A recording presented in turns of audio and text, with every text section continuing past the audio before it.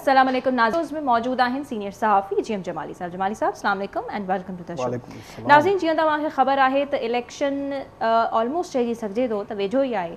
कुछ ही महीना बचा आहिनि ऐं इलेक्शन कैंपेन सियासी पार्टीज़ ऐं ख़ासि करे पीपल्स पार्टी जेको आहे उहा शुरू करे छॾी आहे। तव्हांखे ख़बर आहे त chairman Peoples Party Bilawal Bhutto Zardari जेको आहे सिंध जे सफ़र ते निकितल आहिनि ऐं इन मां असां बाक़ाइदा तौर ते अंदाज़ो लॻाए था सघूं त इलेक्शन कैंपेन जो उन्हनि बाक़ाइदा आगाज़ जेको आहे उहो करे छॾियो आहे ऐं गॾो गॾु हिक ॿिए ते जेकी इल्ज़ाम तराशी थींदी आहे इलेक्शन वारे माहौल में उहा बि बाक़ाइदा तौर ते शुरू थी चुकी आहे। Chairman Peoples Party Bilawal Bhutto Zardari जो चवणु आहे त जेके असांजा इतिहादी आहिनि उहे इलेक्शन खां भॼणु चाहिनि था, यानी हुननि खे बिलावल भुट्टो साहब रिजणो करार ॾेई छॾियो आहे। सो अंदर जी ख़बर छा आहे, ज़ाहिर हाणे इहो जमाली साहब खे ख़बर हूंदो, उन्हनि खां असीं पुछण जी कोशिशि कंदासीं त पीपल्स पार्टी ख़िलाफ़ बि इहा बि शइ साम्हूं आई आहे त जेके ऑपोज़िशन में जमातूं आहिनि जीअं GDA थी वियो, उन्हनि इतिहाद लाइ जेको आहे पंहिंजो कनेक्शन जेको आहे पंहिंजा राब्ता जेके आहिनि तमामु घणा मज़बूत करे छॾिया आहिनि। त छा पीपल्स पार्टी खे हिन दफ़े सूबे में टफ टाइम मिलणु वञे पियो जंहिंमें MQM बि शामिलु आहे, JUI-FI ऐं GDA शामिलु आहे। सो इन ते बि ॻाल्हि ॿोल कंदासीं ऐं ॿिया चीफ जस्टिस साहब उमर अता बंदियाल वेंदे वेंदे कुझु बयान ॾिना आहिनि, कुझु मायूसी जो मुज़ाहिरो कयो आहे। हू चवंदा त मुंहिंजे मासूमाणे रिमार्क्स खे तंज़ जो निशानो बणायो वियो ऐं ॿी उन्हनि इहा ॻाल्हि कई त आइनी मामलनि सबबु सुप्रीम कोर्ट पाण बि मुंझारे जो शिकार रहियो। इन ते बि अॼु असीं ॻाल्हि ॿोल कंदासीं। ऐं टियों मोस्ट इम्पॉर्टेंट जान मोहम्मद महर जो केस, शहीद जान मोहम्मद महर जेको घरू वज़ीर ख़ातिरी कराई हुई, जेका मोहलत ॾिनी हुई 14-15 ॾींहंनि जी, उहा हिन वक़्त ताईं ख़तमु थी चुकी आहे पर कंहिं क़िस्म जी अॻ भराई साम्हूं न आई आहे। सखर पुलिस जी साॻी रिवायती सुस्ती जेको आहे बरक़रार आहे। के अपडेट्स जेके आहिनि हिन वक़्त ताईं अहिड़ा ख़ासि त कोन आहिनि हुननि जे कातिलनि जे हवाले सां। सो वधीक सुभाणे जेको आहे केस में 3 सहूलियतकारनि खे अदालत में पेश कयो वेंदो ऐं वधीक जेको आहे जमाली साहब सां असीं इन ते ॻाल्हाईंदासीं। ऐं ॿिया बि अमन अमान जी सूरत हाल सां लाॻापियल कुझु मामला आहिनि, उन्हनि हवाले सां असांखे डॉक्टर मुनीर नाइक जेके रिसेंटली बाज़ियाब थी आया, जंहिंखे धाड़ियल खणी विया हुया, उन्हनि सां अहम ॻाल्हि ॿोल थियण वारी आहे ऐं ॾिसूं त हू असांखे छा था ॿुधाइनि था। सो जमाली साहब स्टार्ट कयूं पिया। हीअ जेकी इलेक्शन कैंपेन चवणु ग़लति न रहंदो, बयाननि खे कीअं ॾिसूं पिया जेके बिलावल भुट्टो ज़रदारी साहब ॾाढा अहम बयान ॾिना पंहिंजे वालिद सां लाॻापियल फ़ैसिलनि में पाबंदी जी, हुननि कुझु ॻाल्हि कई त किथे हू पाबंद आहिनि किथे हू पाबंद न आहिनि। त शुरूआति सुठी लॻे पई तव्हांखे इलेक्शन कैंपेन खे कंसिडर कंदे, ही जेको वक़्तु हले पियो हिन वक़्तु या जेकी इल्ज़ाम वग़ैरह हू हणनि पिया, स्टेटमेंट्स जारी कनि पिया? ॾिसो, इलेक्शन जो मौक़ो जॾहिं बि ईंदो आहे ऐं ज़ाहिर आहे को बि जेको हुकूमत में थियल कमु हूंदो आहे उन जो बार पंहिंजे कदनि ते न खणंदो आहे। काई बि सियासी पार्टी हमेशह ॿिए सियासी पार्टी खे मौरूद इल्ज़ाम ठहिराईंदी आहे ऐं उनजो वज़न जेको आहे उहो चाहींदी आहे त छो जो ज़ाहिर आहे आवाम जो प्रेशर हूंदो आहे। तव्हां PDM जी त जेकी बि हुकूमत हुई त हुई त ज़ाहिर आहे उहा हिकिड़ी मजबूरी तहत न, को बि हिन हुकूमत में को ख़ुशि दिली सां त कान वेठो हुयो न, त मजबूरी हुई, उन खां बग़ैर ऑप्शन कान हुयो को, त उहा हुकूमत ठही। सभिनी 16 महीननि ताईं जेके बि मज़ा माणा उहे बि माणिया। जॾहिं इलेक्शन जो वक़्तु ईंदो आहे त हमेशह खां इहो हिकिड़ी रिवायत रही आहे त जेके अॻु जूं हरीफ़ जमातूं हूंदियूं आहिनि, जेके हुकूमत में हलीफ़ बणिजी वेंदियूं आहिनि, उहे वरी साॻिए पैटर्न ते जेको आहे पंहिंजी सियासत शुरू कंदियूं आहिनि त जीअं आवाम में हिकिड़ी पंहिंजी सिंपैथी हासिलु करे सघिजे। मिसाल जे तौर ते जीअं हाणे पीपल्स पार्टी जे चेयरमैन जा बयान तव्हांजे साम्हूं आहिनि, अहिड़े तरीक़े सां MQM जा बयान बि तव्हांजे साम्हूं आहिनि। MQM जेको आहे उहो बिजली जे अघनि वधण ते, पेट्रोल जे अघु वधण ते, महांगाई ते, मर्दमशुमारी ते, हर शइ ते हिकिड़ो पंहिंजो पॉइंट ऑफ व्यू ॾिनो। पर जेकॾहिं सिमिलरली असां ॿी तरफ़ ॾिसूं त छा MQM जा वज़ीर वफ़ाक़ी कैबिनेट में न हुआ? छा MQM मर्दमशुमारी जे हवाले सां उन दस्तावेज़ खे सिग्निफाई न कयो? छा जेकी बि महांगाई थी रही हुई या पेट्रोल जी क़ीमतूं वधी रहियूं हुयूं या IMF सां मुआइदा थी रहिया हुआ त उहो कैबिनेट जा जेके डिसीशन्स हुआ, छा इन्हनि जे मेंबरनि जेको आहे उन में डिसेंडेंट नोट विधो? सही मसइलो इहो आहे त इहे सभु कम हिननि पाण कया, पर छो जो असांजे अवाम में जी मेमोरी जेको आहे उहो शॉर्ट करण जे चकर में त असां त चाहियूं पिया त जेको आहे वॾो रिलीफ ॾिए, पर जेको आहे हुकूमत जेको आहे उहो नथी। उन्हनि खे ख़बर आहे त कीअं कबो आहे अवाम खे ट्रैप। अवाम ऐं असांजे अवाम में जो बि इहो मसइलो आहे, असांजी अवाम बि हमेशह ज़िंदाबाद मुर्दाबाद जे पुठियां ई पयल हूंदी आहे।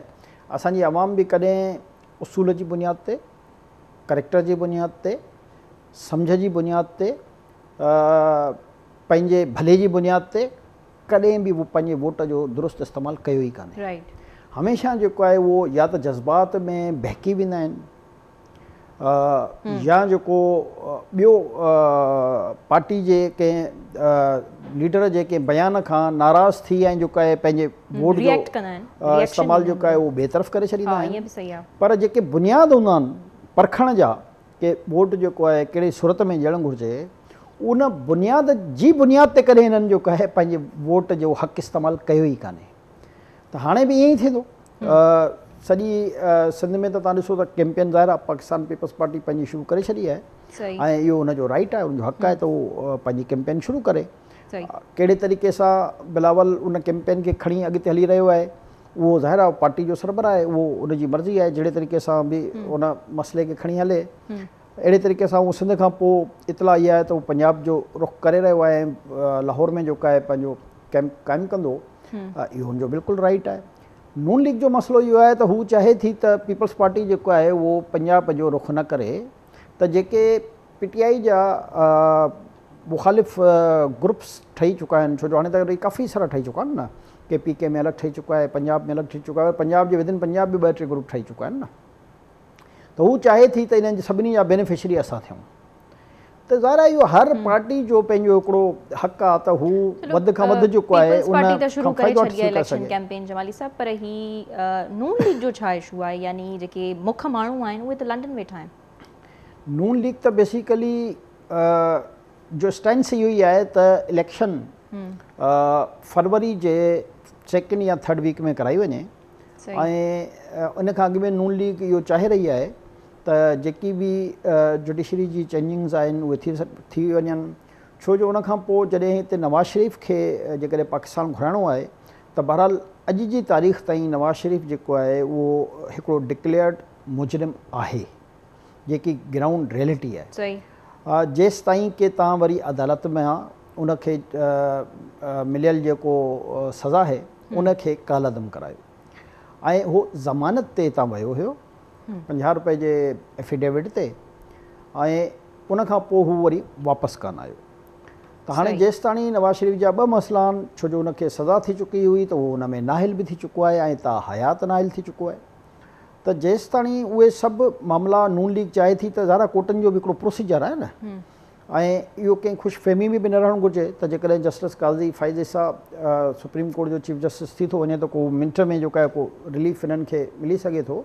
ॾिसो जस्टिस काज़ी फ़ाइज़ साहब ज़ाहिर आहे हिकिड़ो उसूल वारो जज आहे, त जेके बि क़ाइदा कानून जे मुताबिक़ केसिस जी जेकी सुनवाई आहे उनजे तरीक़ेकार में केतिरो टाइम लॻे थो, छो जो अदालतनि में बहरहाल जेको उन्हनि जो प्रोसीडिंग जो तरीक़ेकार आहे उहो तमामु लेंदी हूंदो आहे, ख़ासि तौर ते सुप्रीम कोर्ट में।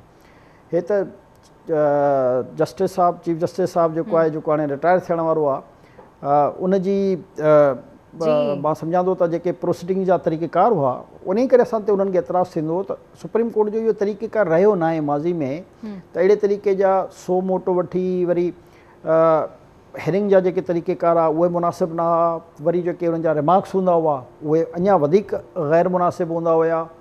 त ज़ाहिर आहे हिकिड़ो फीलिंग ईंदी हुई त जस्टिस साहब जो जेको लाड़ो आहे उहो PTI ॾांहुं आहे। मक़सदु तव्हांखे वाज़ह तौर ते नज़र ईंदो, न त तव्हांखे यादि हूंदो जेकी ऑडियो लीक्स कमीशन हुई ठही त इहा उसूली तौर ते हुई न, त भई आख़िर इहो ख़बर पए त इहे ऑडियोज़ जेको आहे रिकॉर्ड केरु थो करे ऐं हिन मुल्क में बार कौंसिल्स हुजनि, सहाफ़ी हुजनि, समाजी तंज़ीमूं हुजनि या पढ़ियल लिखियल जेको बि तबिको हुयो उन सभिनी जो मुतालबो इहो रहियो हुयो त भई इन जेकी ऑडियो लीक्स अचनि थियूं इन जी तहक़ीक़ात कराई वञे त हीउ केरु लीक करे थो ऐं केरु हिन खे टेप करे थो।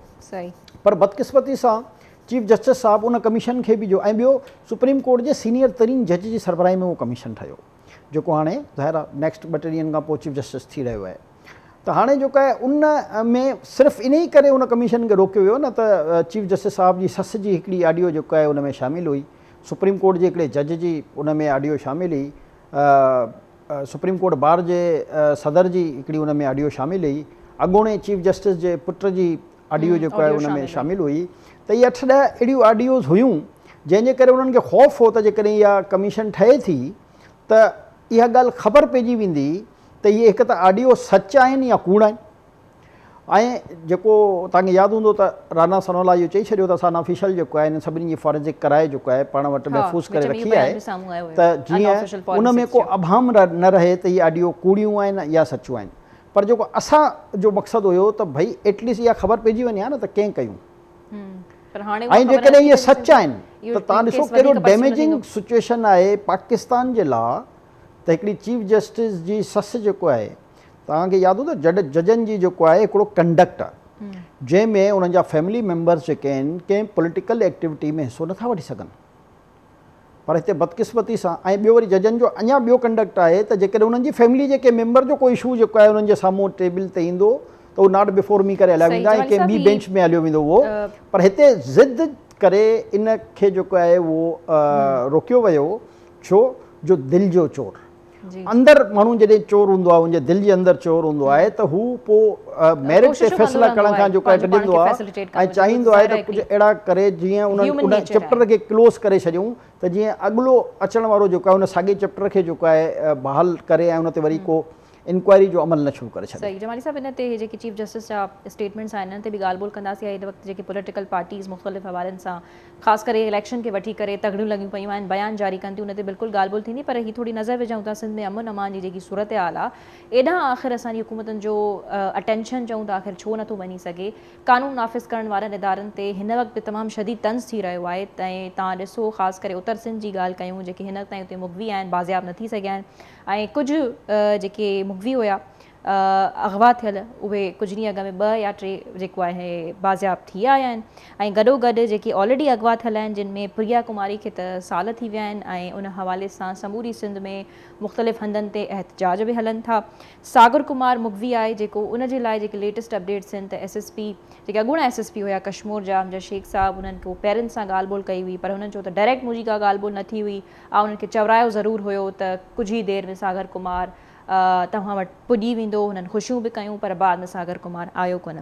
जमाली साहब, इन सूरत हाल खे तव्हां कीअं ॾिसो था? ॾाढी अज़ियत मां सभु उन्हनि जा वारिस पेरेंट्स गुज़री रहिया आहिनि। ऐं थोरी देरि में असां जेको आहे डॉक्टर मुनीर नाइच जेके ताज़ो हाणे छॾाइजी आया आहिनि ईअं चवणु घुरिजे, उन्हनि खां थोरो हाल अहिवाल कंदासीं ऐं पुछंदासीं त आख़िर हुननि कीअं गुज़ारियो ऐं केतिरो उन्हनि जे लाइ मुश्किल हुयो।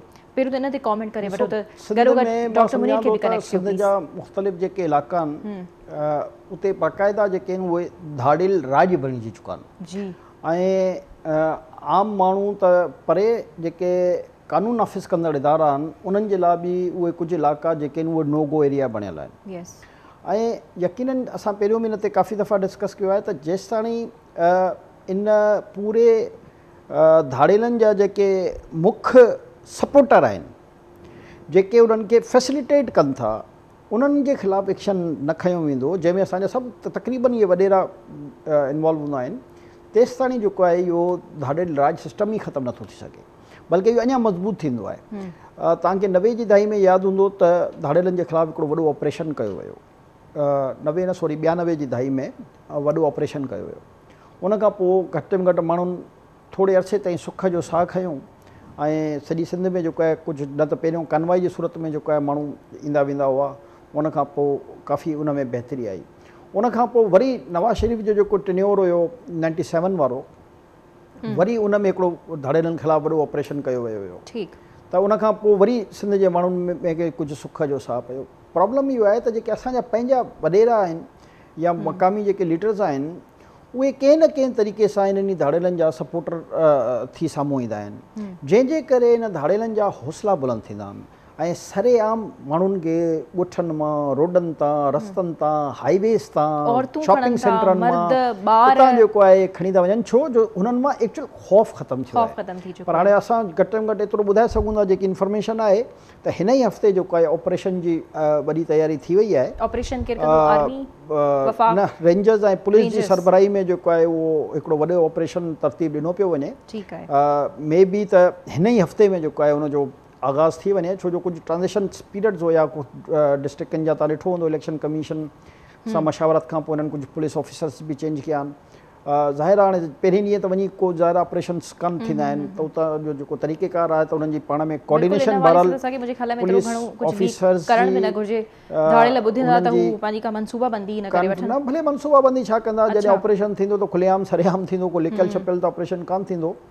पर इहो आहे त इतला इहा ई आहे त हिन हफ़्ते में जेको आहे वॾे ऑपरेशन जो मनसूबो ठाहियो वियो आहे ऐं ख़ासि तौर ते जेको घोटकी आहे, कश्मोर आहे, शिकारपुर आहे, सखर जो जेको कचे वारो इहो इलाइक़ो आहे, इन में मुश्तरका तौर ते रेंजर्स पुलिस जी मदद सां हिकिड़ो ऑपरेशन तरतीब ॾिनो वियो आहे, जंहिंखे डायरेक्टली जेको आहे IG ऐं DG रेंजर्स जेको आहे उनखे मॉनिटर कंदा। ऐं उमेदु इहा ई आहे त इन धाड़ेलनि खे जे ख़िलाफ़ जॾहिं वॾो एक्शन थींदो त अलाह ख़ैरियत सां जेके मुहवी आहिनि उन्हनि वटि उन्हनि खे बि बाज़ियाब थी सघनि। ऑपरेशन जेको प्रॉपर जेकॾहिं थियो, छो जो ज़ाहिर असां उमेद ते ॻाल्हाए सघूं था, जेकी पंहिंखे इतला आहे त बाबानि जे ख़िलाफ़ वॾो ऑपरेशन थियण वारो आहे, उन इतला जी बुनियाद ते ॻाल्हाए रहिया आहियूं।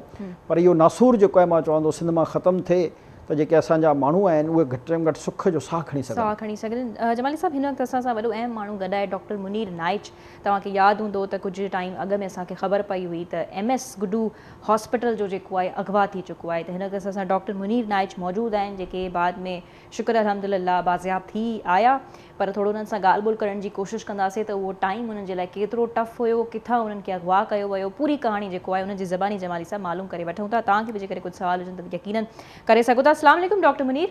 अल्हम्दुलिल्लाह ठीकु आहे, तमामु घणी ख़ुशी थी त तव्हां जेको आहे वापसि अची विया। उमेद आहे तव्हां ख़ैर सां हूंदव। थोरो असांजे ॾिसंदड़नि खे ॿुधायो डॉक्टर मुनीर त किथां तव्हांखे अगवा कयो वियो, कीअं ही समूरो टाइम तव्हां ते ऐं तव्हांजा वारिस केतिरी अज़ियत मां जेको आहे गुज़रिया? हा मैडम, मां पंहिंजी क्लिनिक ते वेठो प्रैक्टिस कयां पियो ऐं मां शाम जो प्रैक्टिस कंदो आहियां गुड्डू में, असांजो शहर आहे नंढो हिकिड़ो गुड्डू, उन ते मां पंहिंजी प्राइवेट क्लिनिक ते वेठो हुयुसि त शाम जो 8:30 थिया हुया। ते उन वक़्तु कुझु पेशेंट जी छाकाणि राति जो टाइम हूंदो आहे, बाज़ार में अॼुकल्ह इन ख़ौफ़ हिरास जे करे जल्दी माण्हू हलिया था वञनि, राति जो जीअं अंधारो थिए थो त माण्हू पंहिंजे ॻोठनि ॾांहुं या पंहिंजे घरनि ॾांहुं वापसि थीनि था पिया। पोइ जीअं पेशेंट जी रश मूं वटि घटि थी, मां बि कोशिशि कंदो आहियां त जल्दी उथण जी कोशिशि कयां ऐं वक़्त ते पंहिंजे घर पहुचां। पर बसि मां उथां ई पियो त कुझु हथियार बंदि जेके हुया उहे मुंहिंजी क्लिनिक में एंटर थिया ऐं मुंहिंजे जेके डिस्पेंसर हुयो ऐं जेके स्टोर ते छोकिरा वेठा हुया उनखे काबू करे विया ऐं मूंखे बि अची फोरहेड ते जेके पिस्टल रखिया आहिनि ऐं मूंखां उन्हनि मोबाइल जी डिमांड कई, जेकी मां उन्हनि खे मोबाइल ॾेई छॾी ऐं उनखां पोइ उन्हनि मूंखां पैसनि जी का डिमांड कई, जेके मुंहिंजी जेब में पैसा हुया मां उहे बि हैंड ओवर उनखे कया। पोइ उन्हनि मूंखे चयो असां तव्हांखे खणण आया आहियूं, तव्हांखे जेको आहे त असां खणंदासीं। पोइ मां उन्हनि खे चयो त मूंखे छो था खणो, तव्हांजी जेके शयूं हुयूं मां तव्हांखे ॾिनियूं आहिनि ऐं वधीक जेको आहे त तव्हां जेको आहे थोरो भरल उन्हनि मूंखे जेको आहे त ज़बरदस्ती उन्हनि मूंखे बांह खां वठी ॿाहिरि क्लिनिक खां वठण जी कोशिशि कई। मां उनखे तमामु घणो कयो, पर छाकाणि त उन्हनि वटि हथियार बि हुया ऐं उहे मनसूबाबंदी सां हुया। डॉक्टर मुनीर जेके तव्हांजे मैडम मुंहिंजो अंदाज़ो हुयो त मां सम्झां थो मुंहिंजी क्लिनिक में तक़रीबन 6 खां 8 ॼणा हूंदा ऐं उहे बाइक ते हुया ऐं उन्हनि सभिनी वटि जेके आहे त जेको आहे त वेपन्स हुया ऐं मॉडर्न वेपन्स हुया, जदीद वेपन्स उन्हनि वटि हुया, जेको मां ॾिसां पियो। छाकाणि ॿियो त मुंहिंजे लाइ कंफ्यूज़िंग टाइम हुयो, मां एतिरो उन्हनि खे सुञाणे त कोन सघियुसि ऐं उनजा फेस जेके हुया मास्क सां कवर्ड हुया ऐं जंहिंजे करे जेको आहे थियो मां बहरहाल काफ़ी कयो मान ऐं उनखां पोइ जेको आहे मूंखे फिज़िकली बीट बि कयनि ऐं ब्लीडिंग मूंखे शुरू थी वई मुंहिंजे हेड मां। इन कंडीशन जे बावजूदि they have taken to me on bike, पर उनखां पोइ जेको आहे त मूंखे धक हणी करे उन्हनि बाइक ते विहारियो। यस जी जी बिल्कुलु बिल्कुलु, उन्हनि मूंखे फिज़िकली बीट कयो ऐं उनखां पोइ जेको आहे त उन्हनि मूंखे ज़बरदस्ती पंहिंजी बाइक ते विहारियो। अच्छा, पोइ थोरो मां पुछणु चाहियां थी त जंहिं वक़्तु उन्हनि तव्हांखे धक हयो त तव्हां छा होश में हुयो जे रस्ते खां तव्हांखे वठी वञनि पिया या तव्हांखे उन्हनि कवर कयो, उहो रस्तो तव्हांखे मतिलबु यादि आयो या बाद में तव्हां पुलिस खे ॿुधाइण में? मैडम मूंखे रस्तो कोन नज़र आयो, मूंखे इहा ख़बर पई मूंखे बाइक ऐं बाइक खां जल्दी मुंहिंजे जेके आहे त कंहिं कपिड़े सां मुंहिंजो जेको आहे अखियुनि ते उन्हनि जेके ॿधी छॾियो, जंहिंखे मूंखे रस्ते जी का ख़बर न पई पए। अच्छा, पोइ तव्हां कुझु महसूसु कयो यानी बाद में को अहिड़ो रस्तो जीअं पुलिस जी का मदद थी सघे, पुलिस खे को क्लू तव्हां ॾिनो हुजे? उन्हनि जल्दी जेको आहे त रोड खां मूंखे महसूसु थियो त रोड खां हिननि बाइक खे लाचियूं आहिनि ऐं कंहिं कचे जी तरफ़ मूंखे वठी ईंदा। ऐं क्लिनिक मां हुननि सिर्फ़ु तव्हांखे ई पाण सां खयो? जी मैडम। क्लिनिक मां हुननि तव्हांखे ई सिर्फ़ु पाण सां खयो ऐं हुननि खे जी, तव्हांजी जी, जी, ख़बर हुई जी, त जी, तव्हां जी, हिकु जी, हॉस्पिटल जा MS आहियो? हॉस्पिटल जा MS आहियूं ऐं डॉक्टर आहियूं ऐं मां सम्झा थो टारगेटेड आहियूं। अच्छा, ठीकु आहे। पोइ उन खां बाद में तव्हांखे हुननि किथे रखियो, केतिरा ॾींहं तव्हां जेको आहे हुननि वटि रहिया ऐं छा उते तव्हां ॾिठो? मैडम मां हुननि वटि तक़रीबन 2 मंथ जे क़रीब मां हुननि वटि सही। रहियुसि कस्टडी में। ऐं मूंखे जेको आहे इलाइक़े जी त ख़बर न पई पए छाकाणि त पूरो इलाइक़ो फॉरेस्ट हुयो ऐं मां बि फॉरेस्ट में ई वेठो हुयुसि ऐं मूंखे जेको आहे त चइनि सां हिकु जेका दरख़्त सां टाए कयो हुयो, मां उते तक़रीबन जेके ॾींहं ज़िंदगी जा गुज़ारिया बदल जे ई गुज़ारिया। मां राति जो मूंखे खट वग़ैरह ॾियनि पिया सुम्हण जे लाइ, बाक़ी अदरवाइज़ ॿियो टाइम मुंहिंजो जेको आहे त उते ई गुज़रे पियो। वण सां 2 महीना तव्हांखे ॿधी करे रखियो धाड़ेलनि? बिल्कुलु बिल्कुलु। ऐं मानी पाणी तव्हांखे मतिलबु उन हिसाब सां तव्हांजी खुराक ज़ाहिर इहो बि हिकिड़ो क्वेश्चन अराइज़ थिए पियो। मैडम मां डायबिटिक हुयुसि, हाइपरटेंसिव हुयुसि ऐं मुंहिंजो थोरो वज़न बि वधीक हुयो, जंहिंखे डिस्लिपिडियम में चवंदा आहियूं पंहिंजी मेडिकल लैंग्वेज में। ऐं मेडिसिन जी त का सहूलियत कोन हुई, बाक़ी मानी ज़ाहिर आहे उहे जेके पाण जेकी कुकिंग कनि पिया ऐं जेके पाण खाधो खाइनि पिया त उन्हनि मां मूंखे बि खाधो खाराइनि पिया। अच्छा, पोइ उन वक़्तु ज़ाहिर आहे तव्हांजूं अखियूं खुलंदियूं हूंदियूं न, त पोइ उहा जॻह तव्हां ॾिठी त उहो आख़िर कहिड़ो हुयो? जीअं तव्हां चओ था तव्हांखे झंग ई नज़र अचे पूरो इलाइक़ो ई फॉरेस्ट हुयो न, पूरो इलाइक़ो जंगलात जो हुयो। ठीकु आहे। पोइ उते ज़ाहिर आहे तव्हांखे रश बि महसूस थींदी हूंदी, तव्हां सां गॾु छा ॿिया बि उते कुझु मुगवी हुया या सिर्फ़ु पंहिंजो पाण खे तव्हां? मैडम मां उते न, मैडम मां पाण ई हुयुसि उते, ॿियो मूंखे मुगवी या उन्हनि जे बारे में उन्हनि कोन अहिड़ी का शइ ॿुधाई ऐं ना ई मां उते कंहिं ॾिठा। ठीकु आहे। बहरहाल इहो तमामु घणो अज़ियत वारो वक़्तु रहियो हूंदो। बाद में आख़िर में तव्हां कीअं जेको आहे बाज़ियाब थी वियो? किथां पुलिस तव्हांजी मदद कई? राजोड़ी कोशिशुनि जे करे इहो बि ज़रा थोरो ॿुधाईंदा हलो असांखे। हा मैडम, पुलिस पंहिंजी तरफ़ूं कोशिशूं एफर्ट्स वठे पई ऐं उन्हनि छाकाणि त मुंहिंजो त मूंखे त ख़बर ई न पए त हीउ ॾींहुं कहिड़ो आहे। मुंहिंजा त ॾींहं सभु हिकु जहिड़ा हुया ऐं मुंहिंजी फ़ोन उन्हनि स्नैच करे वरिती हुई ऐं फ़ोन ते मुंहिंजे लवाहिकीन सां राब्तो कंदा रहिया ऐं ख़बर न आहे त उन्हनि कहिड़ियूं डिमांड्स कयूं। ऐं मुंहिंजा फादर जेके पेरेंट्स आहिनि या मुंहिंजी फैमिली आहे उहा पुलिस सां कंटेक्ट में हुई या जेके कंहिं वॾेरे या सरदार जंहिंखे तव्हां राजोड़ी चओ था पिया उन्हनि जे कंटेक्ट में हुई। मूंखे उते का अहिड़ी का सहूलियत न हुई जो मां इहे शयूं उन्हनि खां पुछी सघां या मूंखे का ख़बर पए। त पोइ आख़िर में तव्हां कीअं बाज़ियाब थिया? यानी ज़ाहिर आहे कुझु न कुझु त थियो हूंदो न? डेफिनेटली मैडम कुझु थियो हूंदो, जंहिंजे ज़रिए उन्हनि मूंखे बसि एतिरो चयो त तव्हांखे डॉक्टर साहब अॼु पंहिंजे घर था छॾणु वञूं। अच्छा, पाण ई धाड़ेलनि चई छॾियो?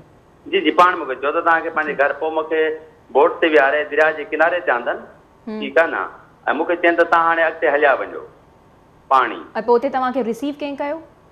उते मुंहिंजे पंहिंजे जेको आहे माइटनि रिसीव कयो। ऐं उते पुलिस वग़ैरह को कुझु बि न? त पोइ इन मां त साफ़ ज़ाहिर जमाली साहब त हुननि जे पुलिस वारिसनि असांखे ऐं धाड़ेलनि जे विच में डीलिंग थी न? पुलिस असांखे बाद में रस्ते में मिली ऐं मुंहिंजे माइटनि खे उन्हनि खां पोइ असांखे पुलिस जेको आहे त असांखे उन इहो कयो त असां तव्हांजा वेट कयूं पिया, असां कोशिशूं वरितियूं आहिनि। ऐं तव्हां डॉक्टर मुनीर इहो रिपीट कजो, पुलिस रस्ते में कंहिंखे मिली?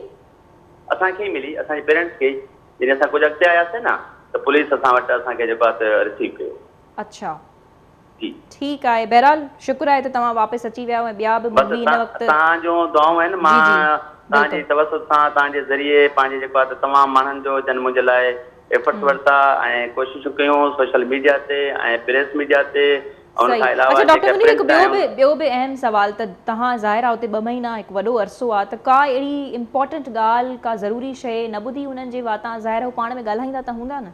न मैडम, हू मुंहिंजे साम्हूं कोन ॻाल्हाईंदा, हुनजी डिस्कशन तमामु पंहिंजी जेको आहे प्राइवेसी में कंदा हुया ऐं मुंहिंजे साम्हूं बिल्कुलु ई कंहिं क़िस्म जी, फ़क़ति मूंखे मानी ॾियण खां अलावा उहे मूंसां कंहिं क़िस्म जी का टाक न कंदा हुआ।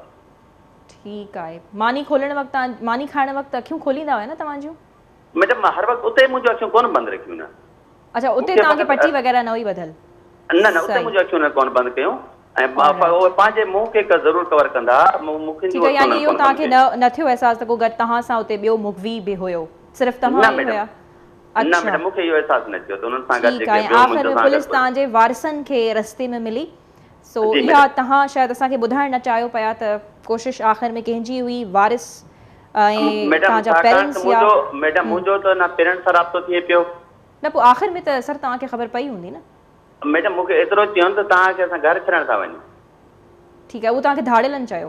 धाड़ेलनि चयो। बिल्कुलु। ख़ैर ज़ाहिर आहे हिकु ॾाढो ॾुखियो वक़्तु तव्हांजे लाइ रहियो हूंदो, तव्हांजी फैमिली जे लाइ बि। तव्हां सां दुआऊं असांजूं गॾु आहिनि। इंतिहाई ॾुखियो वक़्तु हुयो मुंहिंजे पेरेंट्स लाइ, मुंहिंजी फैमिली लाइ ऐं मुंहिंजे दोस्तनि जे लाइ ऐं सभिनी जेके मुंहिंजा वेल विशर हुया उन सभिनी जे लाइ। ठीकु आहे, वॾी महिरबानी डॉक्टर मुनीर। ऐं असीं दुआगू आहियूं त ॿिया मुगवी बि जेको आहे जल्द सां जल्द बाज़ियाब थी अचनि। पर जमाली साहिबु तव्हांखे छा लॻो उन्हनि जी गुफ़्तगू मां? ॾिसो ज़ाहिर आहे डॉक्टर साहिबु त मुगवी हो ऐं धाड़ेल पाण जेको आहे उहो 2 महीना रखण खां पोइ मुगवी खे छॾे आया।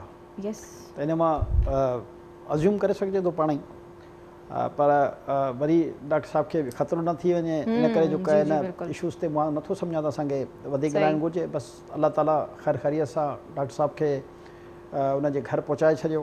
इन ते जेको आहे अलाह जो शुक्र अदा करणु घुरिजे। हाणे ॾिसो मसइलो इहो आहे त पुलिस रस्ते में मिली वारसनि खे।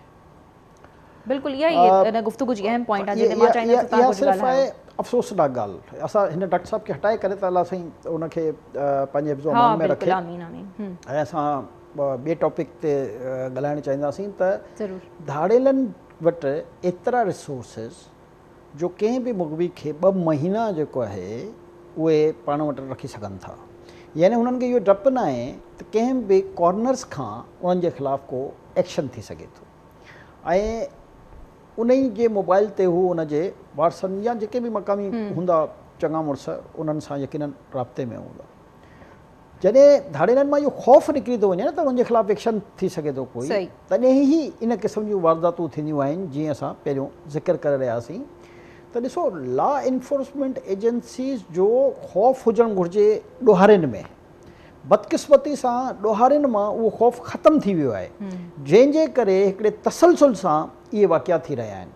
हाणे जेसि ताणी लॉ एनफोर्समेंट एजेंसियूं पंहिंजी उहा पावर शो न कंदियूं, जेसि ताणी रिट ऑफ द गवर्नमेंट जेको आहे उहो शो न थींदी, तेसि ताणी इन क़िस्म जा वाक़िया रुकिजी नथा सघनि ऐं असांजा माण्हू वीचारा ईअं ई परेशान रहंदा। हाणे तव्हां ॾिसो त को ज़मानो हुयो जो कराची में तव्हांखे रुॻो क़त्ले आम मिलंदो हुयो, ॿोरियुनि में बंदि लाशूं मिलंदियूं हुयूं। कंहिं बि जॻह ते तव्हां निकिरंदा त हिकिड़ो ख़ौफ़ पैनिक तव्हांजे दिलि में हूंदो हो त असां फलाणे इलाइक़े, बल्कि असां पाण डिसाइड कंदासीं त हाणे हिननि इलाइक़नि में न आहे वञिणो या हिन इलाइक़े में न। उहो कराची हालांकि मेट्रोपॉलिटन शहर आहे, पर पोइ अल्टीमेटली गवर्नमेंट रियासत हिकिड़ो फ़ैसिलो कयो ऐं उन ॾोहारियुनि जे ख़िलाफ़ु भरपूर ऑपरेशन्स थिया। चाहे उहे कहिड़ी बि पार्टी सां बिलोंग कंदा हुआ ॾोहारी, उहे कुझु ज़ाहिरा कानून जे शिकंजे में आया, कुझु पंहिंजी मौत पाण भॼी विया, कुझु जेके ॿाहिरि भॼी विया। बहरहाल हिकिड़ो सिस्टम जेको दहशत ऐं ख़ौफ़ जी बणियलु कराची में अलामत हुयो, उहो सिस्टम डीरेल थी वियो त माण्हुनि जेको आहे सॼे शहर जे माण्हुनि सुख जो साह खयो।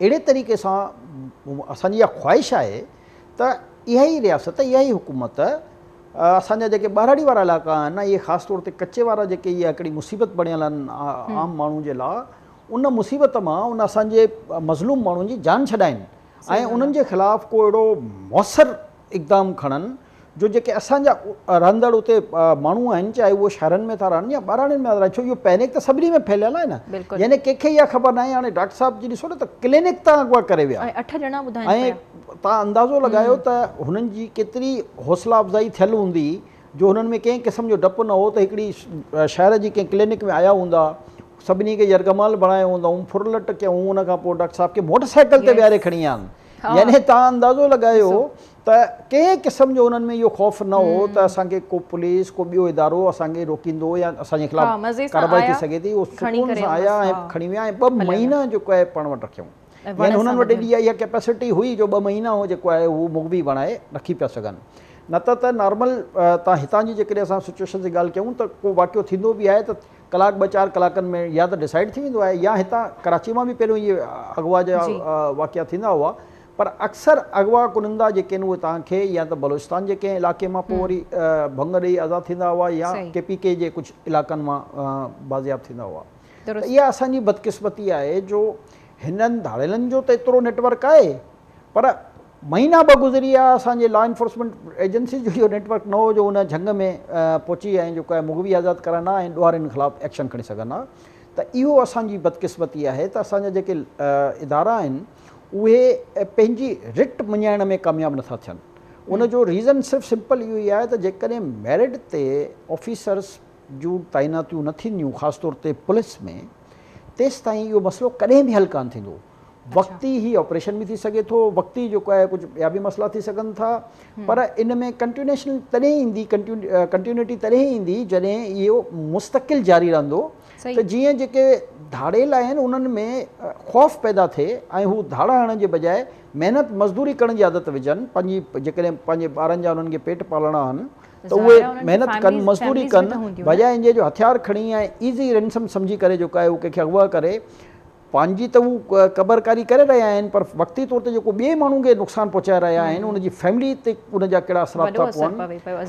हाणे मिसाल रुॻो असांजी डॉक्टर साहिब जी खणूं त 2 महीना जेको आहे को मज़ाक अरसो न आहे। हिकिड़े झंग में जेको आहे वण सां तव्हां ॿधी जेको आहे हिकिड़े इंसान खे जेको आहे झंग में त जानवर बि खुलियल हूंदा आहिनि, हिते ज़ाहिर आहे हिकिड़ो उहो जेको ज़हनी टेंस हूंदो आहे उनजो त को मदावो कान्हे न, जेको डॉक्टर साहिबु उनखे भुगतियो हूंदो उनजो त असां तस्करो बि पंहिंजी ज़बानी नथा करे सघूं। त उहो जेको लम्हा हूंदा, उहो जेको वक़्तु हूंदो, उहो केतिरो उनजो जेको स्ट्रेस हूंदो उहो केतिरो ख़ौफ़नाक हूंदो उनजे लाइ, छो जो ज़ाहिर आहे उन वक़्तु उनजी कंडीशन त इहा ई हूंदी न त अलाए मां ज़िंदा हितां वेंदुसि घर या न वेंदुसि, त मुंहिंजी फैमिली जो छा थींदो, ॿारनि जो छा थींदो, माउ पीउ जो छा थींदो, ॾह क़िस्म जा ख़्याल ऐं 24 कलाक माण्हू जेकॾहिं बंदि हुजे त तव्हां सोचो त उन ते ज़हनी दबाव केतिरो वधंदो आहे। त हाणे ॾिसो जेको अफ़सोसनाक त ॻाल्हि इहा ई थी वञे न, त इहो त कम ई गवर्नमेंट जो आहे न, रियासत जो आहे त भई तव्हां माण्हुनि खे जेको आहे अमन अमान ॾियो, माण्हुनि जी जान ऐं माल जी हिफ़ाज़त कयो, फर्स्ट प्रायोरिटी आइन बि इहो ई थो चए बिल्कुलु, ऐं कंहिं बि हुकूमत जो बुनियादी नुक़्तो बि इहो ई आहे ऐं असां बुनियादी नुक़्तो 1947 खां पोइ अॼु ताईं उन ते इम्प्लीमेंट करण में नाकाम आहियूं। बिल्कुलु दुरुस्त राइटली पॉइंट आउट कयो पिया जमाली साहिबु, ऐं उमेदु कयूं था त को अहिड़ो वक़्तु अचे जीअं त कराची में हालात हूंदा हुया, हाणे असीं वेही करे चऊं था त एटलीस्ट या न, पर पोइ बि फुरलुट त जमाली साहिबु लॻी पई आहे, उहा कंहिंखां ॻुझल ॻाल्हि कोन आहे, पर एटलीस्ट उन लेवल जी बदमाशूं चऊं या जीअं क़त्ले आम हूंदो हुयो ओड़ो न आहे। त उमेदु कयूं था त को अहिड़ो वक़्तु अचे जिन में असीं चई सघूं त को वक़्तु हूंदो कचे जे लाइ वेही असीं हीअ ॻाल्हियूं कंदा हुआसीं, हाणे अमन अमान तव्हां ॾिसो हुते त केतिरो बिल्ड थी वियो आहे। उमेदु कयूं था, दुआगू आहियूं, ऐं न वाक़ई में जमाली साहिबु दुरुस्त चवंदा त जेके मुग़वी आहिनि उनजे वारिसनि ते अलाए छा क़यामत गुज़रंदी हूंदी। दुआ कयूं था त कुझु पुलिस हुजे, गवर्नमेंट हुजे, उन्हनि खे सम्झ में अचे, पंहिंजी मज़बूत रिथाबंदी करे उन्हनि धाड़ेलनि जो रूट्स खां जेको आहे ख़ात्मो कनि। जमाली साहिबु साॻी रीति असीं शहीद जान मोहम्मद महर जे केस ते बि ॻाल्हाईंदासीं। घरू वज़ारत जेको आहे हिकु टाइम फ्रेम ॾिनो, टाइम फ्रेम उहो गुज़री वियो, हिन ताईं का अहम अॻ भराई अहिड़े क़िस्म जी छो न थी चुकी आहे, या जेकॾहिं थी आहे त प्लीज़ असांखे तव्हां ॿुधाइजो। ॾिसो उहो ई जेको रीज़न मां तव्हांखे पहिरियों ॿुधायो त जेकी अॼु जी इतला असांखे इहा ई मिली आहे त हिकिड़े ऑपरेशन जी तयारी थी चुकी आहे, ठीकु आहे, ऐं जेके मुख़्तलिफ़ पुलिस ऑफिसर्स उते ट्रांसफ़र कया विया उन्हनि पंहिंजे उहिदनि जा उते चार्ज वठी छॾिया आहिनि। हाणे हिननि जी क्लोज़ कोऑर्डिनेशन रेंजर्स ऐं पुलिस जी पाण में हली रही आहे। ओके, ऐं तवक़ो इहो ई थी करे सघिजे त हिन ई हफ़्ते, छो जो इतला इहा ई आहे त हिन ई हफ़्ते जेको आहे हिन हवाले सां जेको आहे को वॾो ऑपरेशन थींदो, ऐं असां हुन में फ़िलहालु उमेद ई करे सघूं था त उहे जेके बि ॾोहारी आहिनि, कातिल आहिनि, यकीनन ॿियनि धाड़ेलनि समेत उन्हनि खे बि कातिलनि खे गिरफ़्तार कयो वेंदो। त इहा फ़िलहालु त होप जेकी ॾिनी वई आहे ऐं कमिट बि इहो ई कयो आहे त हिन ई हफ़्ते में तव्हांखे रिज़ल्ट बि मिलंदो, त असां उमेदु करे सघूं था त हिन हफ़्ते में जेको आहे कुझु न कुझु इन मामले में अॻु भराई थींदी, ऐं बहरहाल बाक़ी त अचण वारो वक़्तु ॿुधाईंदो त जेको आहे उहो छा थियो या छा न थियो। बिल्कुलु, ऐं हर सहाफ़ी बिरादरी हुजे या ही चैनल हुजे त इन शहीद जान मोहम्मद महर जे केस खे कंसिस्टेंटली परस्यू करे पियो, ऐं ज़ाहिर आहे तेसीं ताईं इनखे जेको आहे न छॾियो वेंदो जेसीं ताईं असुल कातिल जेके आहिनि नथा पकड़जनि, तेसीं ताईं प्रेशर जेको आहे आला इदारनि ते पुटअप कयो वेंदो, जेसीं ताईं असुल जेके मुख्य जवाबदार आहिनि उहे गिरफ़्तार नथा थियनि, छो त ज़ाहिर आहे नुक़सानु त थी चुको आहे। शहीद जान मोहम्मद महर असांजे विच में न रहियो आहे, ज़ाहिर आहे उहो वापसि नथो अची सघे, पर हुनजो कलम, हुनजी सोच, हर शइ उहा ज़िंदा आहे, हमेशह ज़िंदा रहंदी। सिंधी मीडिया में जॾहिं बि कंहिं सुठे सहाफ़ी जी ॻाल्हि ईंदी, सुठी लिखत जी ॻाल्हि ईंदी, त शहीद जान मोहम्मद महर जो नालो जेको आहे उहो हमेशह ज़िंदा रहंदो, उनखे बिल्कुलु असीं मिटाए या कोई बि उनखे जेको आहे ख़तमु नथो करे सघे। सो जमाली साहिबु वापसि जेको आहे थोरी सियासी पार्टीज़ जे तरफ़ ई अचूं था, ॻाल्हि विच में मूंखे कटणी पई हुई बिकॉज़ डॉक्टर मुनीर असां सां गॾु हुया, त हाणे ही अच्छा बिलावल भुट्टो ज़रदारी साहिब जी असीं ॻाल्हि करे था वठूं, उन्हनि हिकिड़ो ॿियो बि काल्ह जे जॾहिं हू मीडिया टॉक कनि पिया त हिकिड़ो स्टेटमेंट ॾिनो त असां वटि सिंधू दरिया आहे पर उन बावजूद बि असीं पाणीअ जे लाइ परेशान आहियूं। अक्सर करे इलेक्शन कैंपेन्स में पीपल्स पार्टी इहे ॻाल्हियूं कंदी आहे त असांखे गैस में न पियो मिले, हीउ सॼो टेन्योर जेको आहे उन्हनि जो हूंदो आहे त उन में हू के का अहिड़ी एफर्ट पुट कंदा आहिनि जो उन्हनि ही अहिड़े क़िस्म जा मसइला पाणी हुजे या गैस हुजे उहे सॉल्व थी सघनि। ॾिसो, असांखे इन मसइले ते ॻाल्हाइण लाइ जेके बुनियादी मसइलो आहे उनखे सम्झणो पवंदो। ज़रूरु, कंसाइज़ली जेकॾहिं सम्झाए। बुनियादी मसइलो जेको आहे उहो इहो आहे त ॿ क़िस्म जा असां वटि घणा इशू आहिनि। जी जीअं मिसाल जे तौर ते जेकॾहिं असां गैस जी ॻाल्हि कयूं त गैस जी हिकु त तादाद घटि आहे, यानी कि गैस तव्हांखे बलूचिस्तान या सिंध मां जेको आहे मिली रही आहे, पर जेतिरी असांजी ज़रूरत आहे उन खां काफ़ी घटि आहे। पहिरीं ॻाल्हि त जेको जनमन इशू आहे असां उन ते ॻाल्हायूं त हू एॾी वॾी तादाद में न आहे जो कोई बि इहो चई सघे त जेको आहे सिंध सां इन में ज़्यादती थी। ठीकु आहे, मसइलो आहे त सिंध में त वरी बि मां चवां थो थोरी घणी गैस मिलंदी हूंदी, जेकॾहिं तव्हां ॿियनि सूबनि में जंहिंमां बलूचिस्तान मां वधीक गैस निकिरे थी, बलूचिस्तान जे इलाइक़नि में गैस ई कान हूंदी आहे, त पोइ ज़ाहिर आहे बलूचिस्तान जो बि हक़ु आहे त उहो चए त बाबा असांजे इलाइक़नि में बि गैस कान हूंदी आहे। त शॉर्टेज ऑफ गैस जे करे इहे इशूज़ थींदा आहिनि। इहो हिकिड़ो नेचुरल अमल आहे। इन करे असां कॾहिं कतर खां कॾहिं किथां जेको आहे LPG ऐं ॿियूं क़िस्म जी जेको आहे ख़रीद कंदा आहियूं, जेकॾहिं असांजी वाफ़िर मिक़दार में हुजे त पोइ असांखे इहा परचेज़ न करणी पए। पहिरीं ॻाल्हि गैस जे हवाले सां।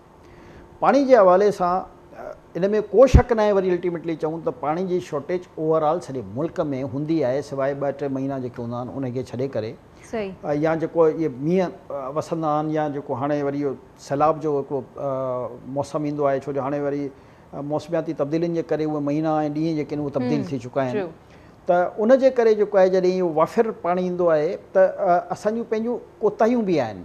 असांखे पंहिंजी कोताहियुनि खां सबक़ बि सिखणु घुरिजे ऐं नेक्स्ट जेकॾहिं कंहिं न क़िस्म जी आफ़त हुजे त असांखे उनखे कीअं निबरदाज़मा थियणु घुरिजे, उहो प्लैनिंग करणु घुरिजे। मसइलो इहो आहे त असां प्लैनिंग करण में जेको आहे उहो उन हद ताईं कामयाबु न थी सघंदा आहियूं जेको असांखे जंहिं ताईं थियणु घुरिजे। जेकॾहिं असां वक़्ती त इहो हिकिड़ो डिज़ास्टर थी वियो, बसि पोइ असां रड़ियूं वाका कुकूं करे जेको आहे वक़्तु गुज़ारींदा आहियूं।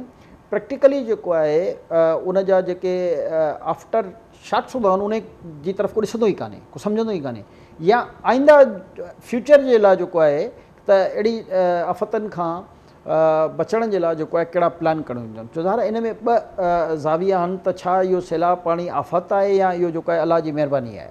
त असां जेको आहे बेसिकली अञा ताईं इन कन्फ्यूजन में आहियूं त इहा आफ़त आहे या असां ते महिरबानी आहे, असां उनखे जेको आहे अलाह ताला ज़ाहिर आहे दुनिया ठाही आहे त उहो पंहिंजे हिसाब सां हर शइ जो हुन ज़ावियो बि मुक़ररु कयल आहे।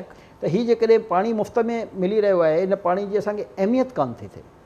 हीअ पाणी जेकॾहिं तव्हां दुनिया जे ॿिए मुल्क में वञो त तव्हांखे ख़बर पए त हिन पाणी ते जेको आहे टैक्स घणो हूंदो आहे, ऐं इन पाणी जी जेको आहे इस्तेमाल जो जेको रिज़र्व जो तरीक़ेकार आहे उहो केॾो ख़तरनाक हूंदो आहे। छो जो असांखे चओ न मुफ़्त में मिली रहियो आहे त असां बसि ईअं ई पियो वहंदो, कंहिंखे को अहसासु कान हूंदो। त इहो असांजे इदारनि जो कमु आहे त बेसिकली त पंहिंजी प्लैनिंग प्रॉपर कयो न। हेतिरनि सालनि खां असां रड़ियूं कंदा रहिया आहियूं त तव्हां पंहिंजा रिज़र्वायर जेके एरिया हिट थींदा आहिनि उन्हनि जे भरिसां तव्हां पंहिंजा सुठा रिज़र्वायर्स ठाहे छॾियो त तव्हां हिन पाणी खे स्टोर करे वरी उनखे यूटिलाइज़ बि करे सघो, बजाए इन जे जो असांजे ॻोठनि जा ॻोठ ॿुड़ी था वञनि।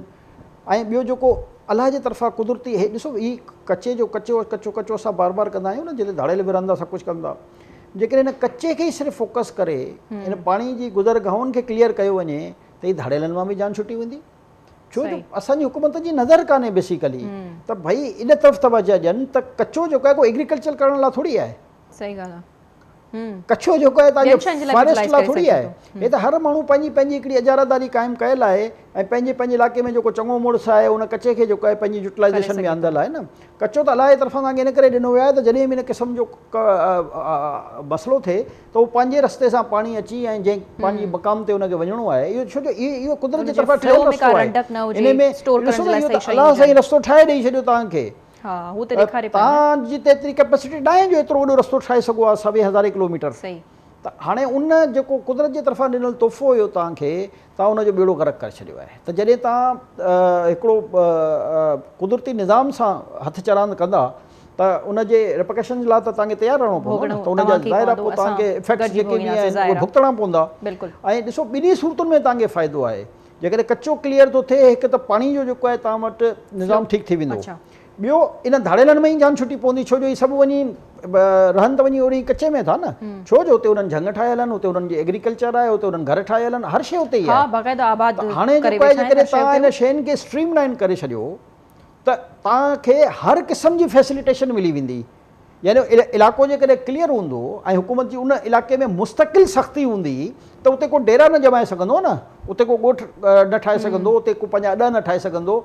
त असां जॻहनि खे ऑक्यूपाई करणो आहे प्लानिंग तवजो न ॾींदा आहियूं, जंहिंजे करे सभु मसला क्रिएट थींदा आहिनि, उन खां पोइ ज़ाहिर आहे त उनजा नुक़सान थींदा आहिनि। ओके जमाली साहब, थैंक यू, तव्हां जूं शयूं तव्हां उन्हनि खे राइटली पॉइंट आउट कयो ऐं ज़ाहिर आहे उन्हनि शयुनि खे असीं राइटली प्लानिंग कयूं उन्हनि शयुनि जे हवाले सां, उन्हनि खे वञी पाण ऑक्यूपाई कयूं त पोइ ज़ाहिर आहे धाड़ियल बि पाण ई लुड़ी वेंदा।